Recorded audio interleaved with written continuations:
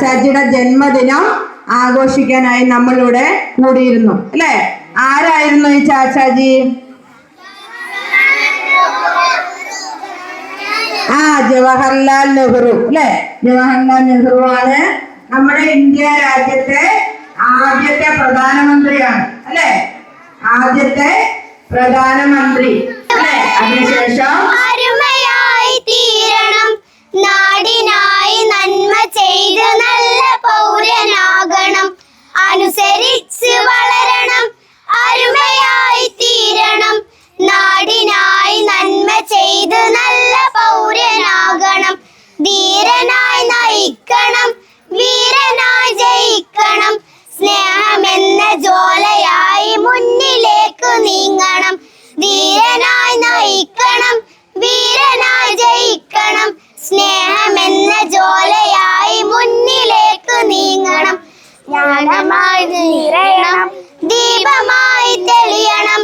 നെഹ്റു തൻ ഓർമ്മകൾ ജീവിതത്തിൽ പകരണം, ജ്ഞാനമായി നിറയണം, ദീപമായി തെളിയണം. നെഹ്റു തൻ ഓർമ്മകൾ ജീവിതത്തിൽ പകരണം, അനുസരിച്ച് വളരണം, അരുമയായി തീരണം. നാടിനായി നന്മ ചെയ്തു നല്ല പൗരനാകണം, അനുസരിച്ച് വളരണം, അരുമയായി തീരണം. നാടിനായി നന്മ ചെയ്തു നല്ല പൗരനാകണം, നാടിനായി നന്മ ചെയ്തു നല്ല പൗരനാകണം. നാടിനായി നന്മ ചെയ്തു നല്ല പൗരനാകണം. കേരള മുസ്ലിം ജമാഅത്തിന്റെ പ്രസിഡന്റ് സെക്രട്ടറി അവർ സിറാജ് പത്രം സ്കൂളിന് നൽകുന്ന ചടങ്ങാണ് ഇവിടെ നടക്കുന്നത്. നവംബർ 14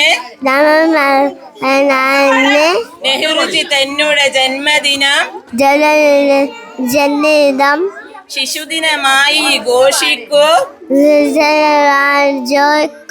പിറന്ന നാളിൻ ഈ സുദിനം മരിച്ചുപോയി ചാച്ചാജി, മനസ്സിൽ ഇന്നും ജീവിപ്പോ ശാന്തിവനത്തിൻ നേതാജി. ശാന്തി നേരാൻ നമ്മൾക്കായി